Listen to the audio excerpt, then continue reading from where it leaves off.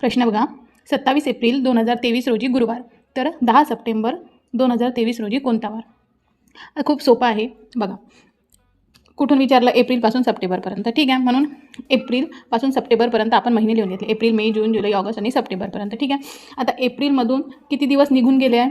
ठीक आहे, 27 दिवस ऑलरेडी निघून गेले. मग 30मधून 27 गेले, इथे उरले 3. ठीक आहे, मेमध्ये किती असतात दिवस? 31. जूनमध्ये 30, जुलैमध्ये 31, ऑगस्टमध्ये 31 आणि सप्टेंबरमध्ये पूर्ण महिना ओलांडला नाही आहे, बस 10 दिवस ओलांडले आहे, म्हणून 10 दिवस 10 लिहिले आहे. ठीक आहे, आता या सगळे जे आपण लिहिले याला भागा 7ने. 7ने का भागा? कारण की प्रत्येक वार हा 7 दिवसांनी रिपीट होतो, म्हणून याला जर आपण 7ने भागलं तर किती उरतात? 3 उरतात. ठीक आहे, याला जर 7ने भागलं तर किती उरतात?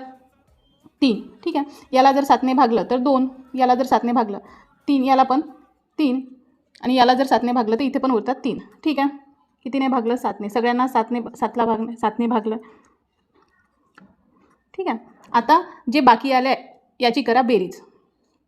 3 अधिक 3 अधिक 2 अधिक 3 अधिक 3 आणि हे अधिक 3. ठीक आहे, या सगळ्यांची बेरीज येते 17.